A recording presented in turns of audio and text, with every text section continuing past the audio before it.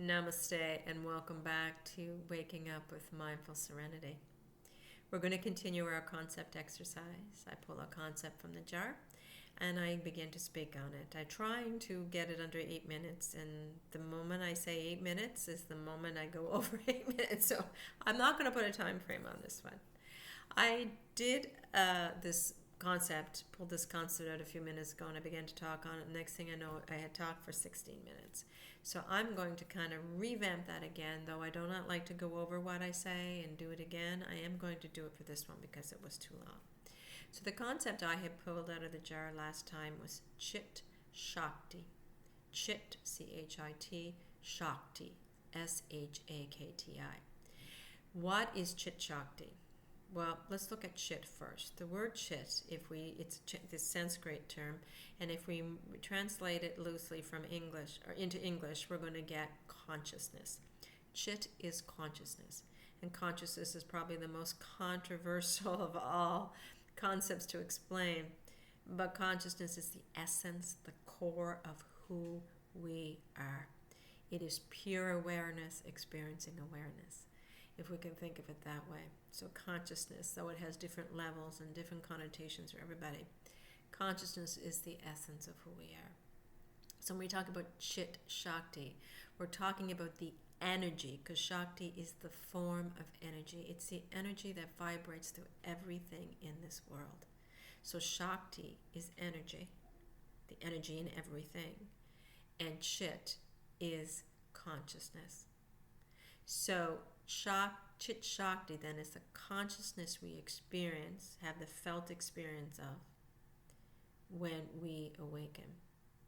Chit consciousness is the awareness of who we are as that energy, as that consciousness when we awaken, away from the dream state we are all walking around in. Sounds pretty complicated, doesn't it? And of course, it's going to sound a little woo-woo. Just listen to me, and then if something resonates, great. If it doesn't, that's great too. You can read on it in any type of yoga scriptures, or even the Vedic tradition and the Upanishads, and so much of that stuff we'll talk about Chit Shakti as well. And if it resonates within you, anything I say feels okay to the wisdom that's already within you, and that's great.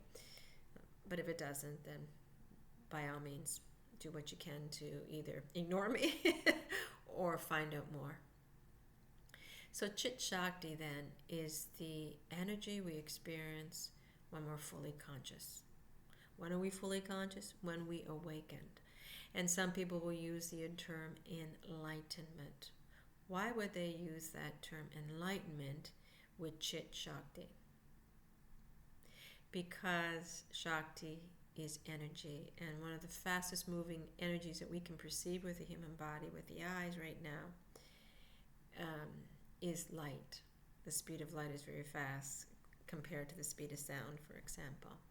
So it is a very high frequency energy that we experience as light. But it is said to believe that Shakti is an energy that is even higher in density or higher in frequency than light is. So we cannot perceive it with our five senses. It is that strong and powerful. And it is an energy that we experience when we maintain, when we fall back into and maintain that seat of consciousness, that essence of who we are. So when we awaken, when we remember, when we get past all these layers of consciousness that I spoke about before, dream state, or the false awakening state, the dream state, the deep sleep state, and fall into Turiya, where we see the light, and Turiya is all about the light too, then we can experience Chit Shakti. Chit Shakti is joy. Chit Shakti is bliss. All these, if we think of it in terms of emotions, it's all the very high energy emotions. Those emotions that you have when you experience, you feel so good and so high. But imagine that 100-fold. So joy and bliss and love, because to me they're all love energies. In our higher energy, our higher frequency emotions, we start from acceptance and we work our way up, getting higher and higher in frequency, and love encompasses all those experiences. Then when we are focused downward on little me and the dramas of little me and our negativity and our things that we stored and stuffed inside us that weren't so great, we're moving down, down, down the frequency level and getting denser and denser, heavier emotions, harder emotions to experience. And they are all encapsulated in the fear emotions. So love is the high energy frequency emotions that we'd want to experience emotionally as human beings. And fear are the ones that are far from love. Okay, and the further we get from love, the more despair we feel. Because we are meant to experience those love emotions. Chit Shakti is our birthright. It is who we are at the core level. And I've spoken of the koshas before, going from the physical, going from the outside inward, the physical kosha, the physical sheath of the human being, the physical body of the human being, the energetic body, then the mental body with all our thoughts, feelings, emotions, dogma, beliefs. And from there, once we get past that, if we can break free of that and get past that to the jhana layer or the wisdom layer, where we have an actualized truth, an experiential truth, and from there we can go right to the Ananda body, which is the Brahman body or the Atman body. And it's a soul, we can say, if we're Christian. But regardless, it is that is what we're here to experience. Chit Ananda. Existence, consciousness, and bliss is that the core of who we are. And it is high energy. So when we break free of those things that are preventing us as human beings from experiencing Sat Shakti, because of the blockages we've put on top of that flow, we've blocked all the experience in the life with our preferring, our desiring, and our averting and pushing away things we didn't want. We ended up storing them through suppression and repression inside us. And they form knots and tangles, samskaras, the yogas would call them, inside us, both physically in all those bodies, energetically, physically, and mentally and emotionally, so that we can't see beyond the mental formations to the jhana layer, the true wisdom layer, and therefore onward even more into the Ananda layer. So we are not experiencing that joy, bliss, Chit Shakti, that high energy, because we have blocked it with our samskaras. And because we've created this suffering of the me drama, all me stirring in it, me created, me directed, me produced, this me drama, this little me drama that we have created, because we're stirring in that. It has created this veil over us and truth. So we don't see the Chit Shakti. We can't see it or experience it. We don't know it's there because we believe that this little me and its all its dramas is what life is all about and it's who I am, right? When it isn't. So we have a blockage in our Chit Shakti. So we don't experience that full energy force that we have the capability of experiencing at the essence of who we are. And when we talk about this energy that Chit Shakti is, we can imagine it. We know, first of all, that everything is energy. We have to go back to the fact that energy is everything is energy. Einstein talked about the field, and then even quantum physicists today have gone through, especially during their experiments at CERN, have shown through getting protons to bump up against each other, and the boson, which they call the God particle, and the Higgs field, how we see that everything at the essence of itself is just vibrating energy. So when we break the subatomic particle down into its protons, and then we had the protons colliding, then there was the bosons, quarks, and leptons, we see these things aren't even particle matter, they're just vibrating waves of energy on which particle matter will be created. So energy is the essence of everything. And we need to know that in order to understand that this energy is the creator of everything. It is it's in everything and all of us. It's everywhere. It's omniscient. It's all-knowing. It's omnipresent. It's everywhere. And it's omnipotent. It cannot be harmed. It's eternal. It's changeless. So this energy is in us as it is in all beings. But for us, we have the potential to recognize it and remember it. Once we get past all these veils that we created over it and all these blockages we put on top of it, we can experience this light. How do we know physiologically that there is an energy that's higher than the energy, say, we're seeing and experiencing when we're caught up in the meanness and the physicality of our experience? Well, inside all our brains is something called a pineal gland. And the more for the longest time, weren't really sure what the pineal gland was for, other than it probably helped with sleep, the production of melatonin. But besides that, they didn't really understand. But more and more we experience, but other cultures understood it.